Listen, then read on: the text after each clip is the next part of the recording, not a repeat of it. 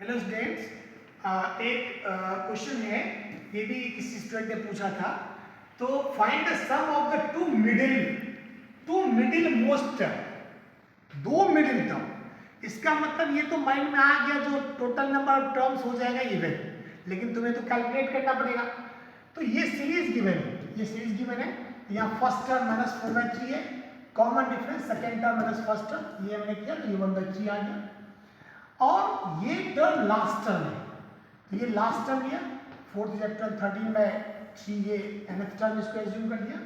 a equal to a plus n plus 1d, ये formula लगाया, apply कर दिया। और a हमारे पास ये रहा और d 1/3 है, इसमें पुट कर रहा हूँ।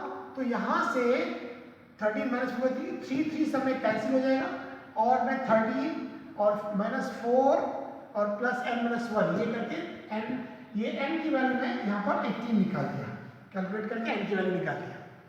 अब जैसे n की वैल्यू आ गई तो उसने बोला टू मिडिल मोस्ट, तो जैसे ही उसने बोला टू मिडिल मोस्ट तो समझ में आ जाना चाहिए जो मिडिल मोस्ट मतलब इवन नंबर होंगे, यहाँ तक बिल्कुल ये इवन नंबर ही होंगे। तो मिडिल टर्म 18 है, तो क्या होता है फिर मीडियन में क्या होता है, अगर इवन नंबर होता है तो n/2 है, n/2 प्लस 1 टर्म होता है मिडिल। तो n/2 निकाला मतलब 18/2, ये 9th टर्म एक मिला।